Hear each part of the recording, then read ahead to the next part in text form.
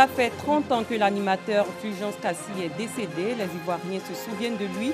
Une cérémonie a été organisée en sa mémoire aujourd'hui à l'INSAC. En France, à Marseille, des migrants mineurs rencontrent des difficultés après avoir fui leur pays.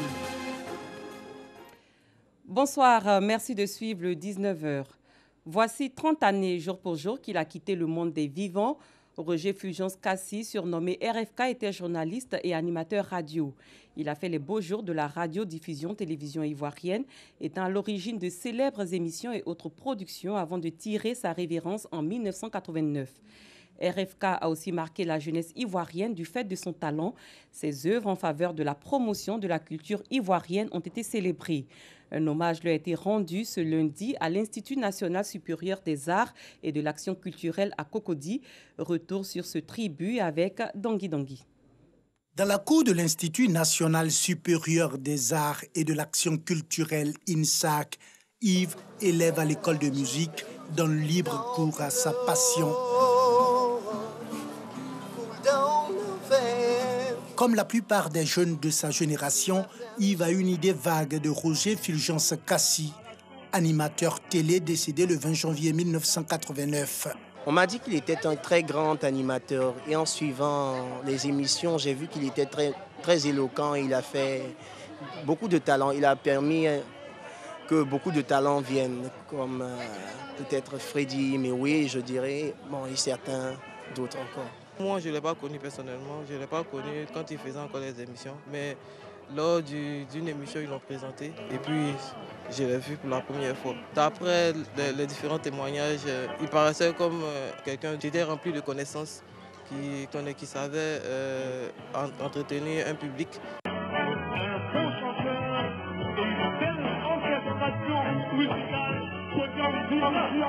Vers les années 1970, Roger Fulgence Kassi est au sommet de son art.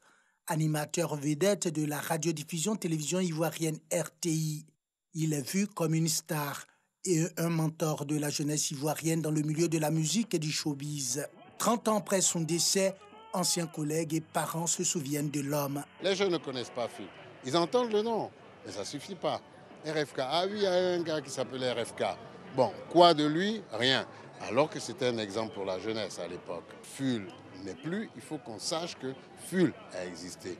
Et puisque je vous le dis, moi, pour ce que j'ai fait à la télé jusqu'à maintenant, que ce soit radio et télé, je vois pas, moi compris, un animateur de sa trempe.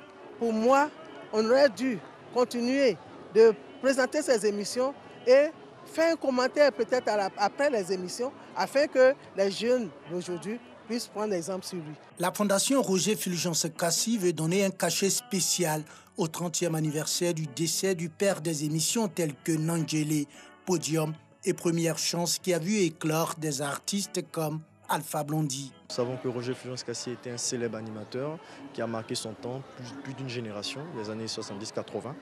Et la fondation que nous incarnons, essayons de perpétuer l'œuvre de Roger Fulgence Kassi. Donc nous ne pouvons pas passer inaperçu ce trentenaire-là. Donc nous avons voulu marquer le coup par une semaine de commémoration vers Roger Fulgence Kassi, pour ce qu'il a fait pour la culture ivoirienne, pour ce qu'il a fait pour les médias ivoiriens. Né le 16 novembre 1956, Roger Fulgence Kassi est décédé dans la nuit du 19 au 20 janvier 1989 à l'âge de 34 ans. Parti trop vite selon de nombreuses personnes, il repose à Kokombo dans la localité de Toumoudi. Cela fait donc environ 30 ans que Roger Fulgence Kassi a quitté le monde des vivants. Il est décédé, vous l'avez entendu, le 20 janvier 1989.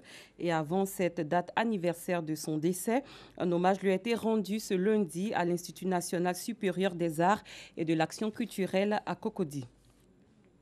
Des jeunes musulmans apportent leur grain de sable à l'édification de la paix et de la cohésion en Côte d'Ivoire. L'association des étudiants à l'école coranique dans le département de Dabakala a effectué le 12 janvier dernier une lecture du Saint-Coran au quartier Sokoura à Boaké. L'amour et l'unité ont été prônés par l'imam central de Boaké lors de cette séance parrainée par le président du conseil régional du Yombol. Ange Kwaku, Charles Tatou.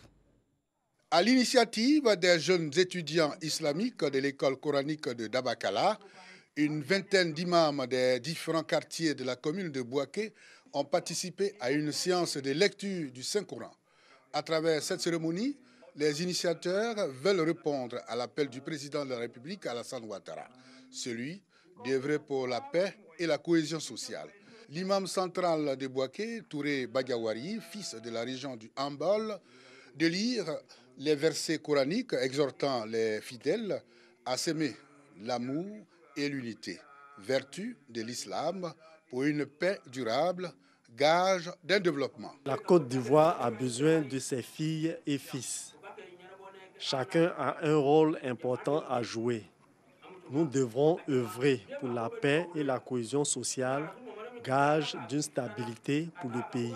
Le président du conseil régional du Hambol, parrain de la cérémonie, exhorte les Ivoiriens à bannir toutes les querelles de personnes au profit de la paix et du développement.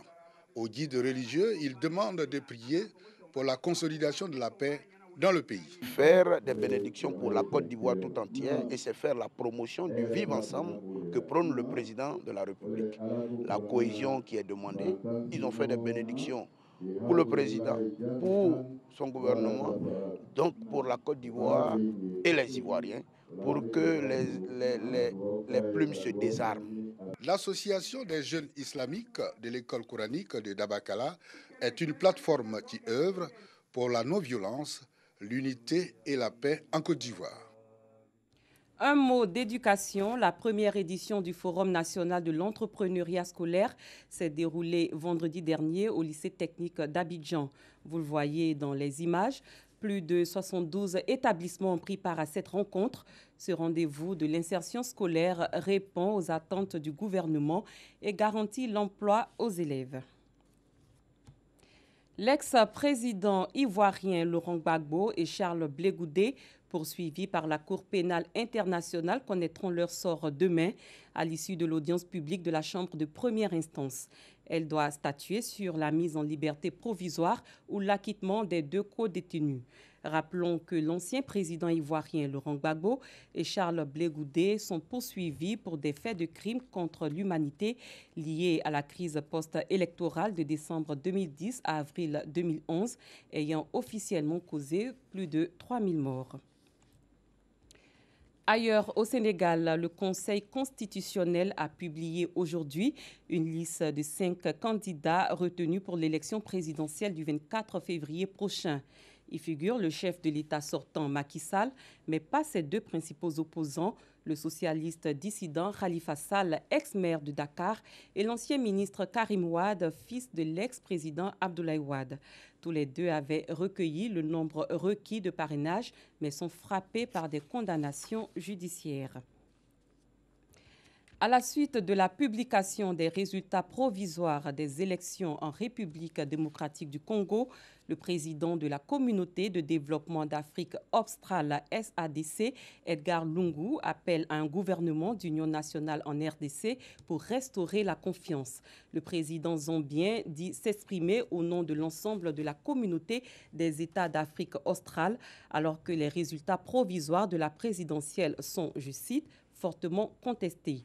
Il se dit également favorable à un recomptage des voix. Des manifestations ont éclaté ce lundi dans les deux principales villes du Zimbabwe, Harare, la capitale, et Bulawayo, au sud du pays, pour protester contre la forte hausse des prix de l'essence décrétée par le gouvernement sur fond de grave crise économique. Le président Emerson Mnangagwa a annoncé samedi soir le doublement des prix des carburants pour tenter d'enrayer la plus grave pénurie de pétrole dans le pays depuis 10 ans.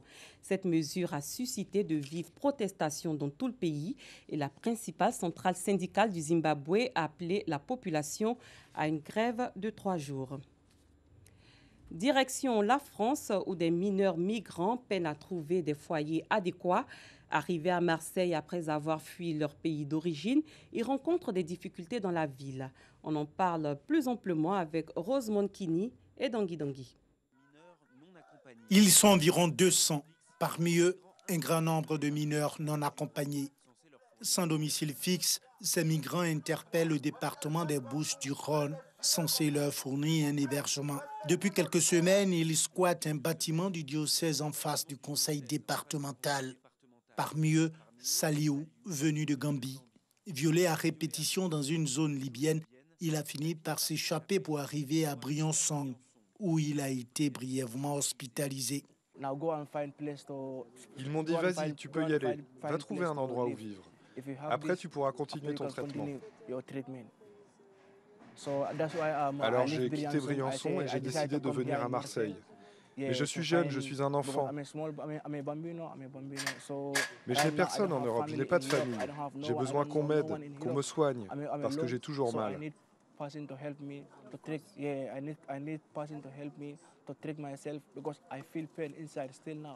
Une fois qu'un juge certifie leur minorité, ces jeunes obtiennent une ordonnance provisoire de placement. C'est au département de leur trouver une place et un accompagnement socio-éducatif. Mais dans les faits, ils se trouvent souvent à l'hôtel, exposés à la prostitution ou à la drogue. Non seulement c'est une non-application de la loi, c'est une non-application des décisions de justice que constitue une ordonnance provisoire de placement, c'est une mise en danger objective. Alors on nous dit, oui, mais on prend en charge 95% de la situation. Parfait, d'abord c'est pas 95, c'est 90%. Et ensuite, et les 10%, qu'est-ce qu'on penserait d'un service hospitalier qui dit oh ben quand même on fait bien notre travail, on s'occupe de 90% des malades. Qu'est-ce qu'on penserait d'un lycée qui dit oh ben quand même on s'occupe de 90% des élèves. Enfin. Les associations réclament 100 places supplémentaires au foyer, mais l'organisme missionné par le département fait avec les moyens qu'il a. Bien sûr que la logique est collectivement, tout le monde s'entend pour dire que créer des places, c'est aussi créer des établissements. Mais ce n'est pas si simple. Et à partir du moment où ce n'est pas si simple, créer de la diversification dans les modalités d'hébergement, ça doit, à minima, nous permettre justement de répondre d'abord à l'urgence de la prise en charge.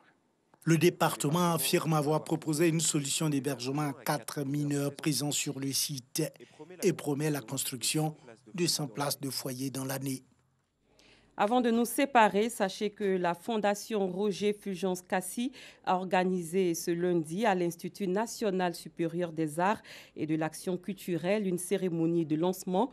Cette cérémonie célèbre les 30 ans du décès de l'ex-animateur de la RTI, Roger Fulgence Kassi, affectueusement appelé RFK, est décédé le 20 janvier 1989. Et l'objectif de cette rencontre était de promouvoir les valeurs culturelles que défendait ce grand homme. Ainsi prend fin cette édition. Merci de l'avoir suivi. Très bonne soirée sur RTI2. Je vous retrouve demain à la même heure.